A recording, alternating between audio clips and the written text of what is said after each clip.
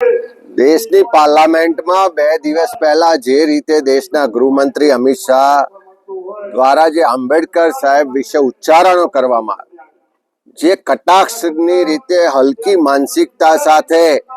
કેટલાક લોકો હીરોગીરી કરવા માટે પ્રસિદ્ધિ માટે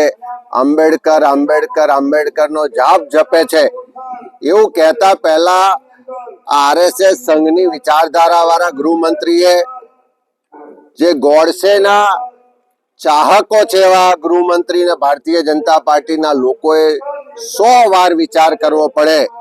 કે આ બાબા સાહેબ આંબેડકરે આ દેશને બંધારણ આપ્યું અને બંધારણે આ દેશના તમામ લોકોને સમાનતાનો અધિકાર આપ્યો।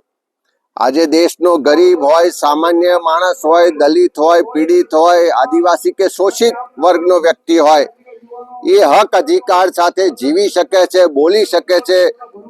આગળ વધી શકે છે। એની પાછળ બાબા સાહેબ આંબેડકરે આપેલા બંધારણને કારણે આગળ વધી શકે છે।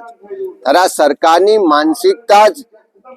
દલિત, ગરીબ, પીડિત, શોષિત, આદિવાસી, ઓબીસી વિરોધની રહેલી છે। એટલે જ્યારે દેશની સંસદમાં રાહુલજી હોય કે કોંગ્રેસના કે વિપક્ષના લોકો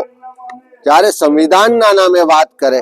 બાબા સાહેબ આંબેડકરના નામે વાત કરે, ગરીબની વાત કરે, શોષિતની વાત કરે, દલિતની વાત કરે, ખેડૂતોની વાત કરે, કોઈ પીડિતની વાત કરે, ત્યારે આ સરકારને ગમતું નથી। એનો સ્પષ્ટ મતલબ છે કે આ ઉચ્ચારણો દ્વારા અમિત શાહે ભારતીય જનતા પાર્ટીને આરએસએસની જે વિચારધારા છે એને છતી કરી છે, જે ગરીબ, પીડિત, શોષિત વિરુદ્ધની વિચારધારા છે, જે સંવિધાન વિરુદ્ધની વિચારધારા છે એને છતી કરી છે। આખો દેશ આજે એમના ઉચ્ચારણોનો વિરોધ કરી રહ્યો છે। આખા દેશના લોકો માગણી કરી રહ્યા છે કે આવા હલકા ઉચ્ચારણો દ્વારા બાબા સાહેબ આંબેડકરને બંધારણનું અપમાન કરવા વાળા ગૃહમંત્રીશ્રીએ દેશની સંસદમાં માફી માંગવી જોઈએ અને દેશના વડાપ્રધાને પણ એમની સરકારના મંત્રી સંસદમાં જ્યારે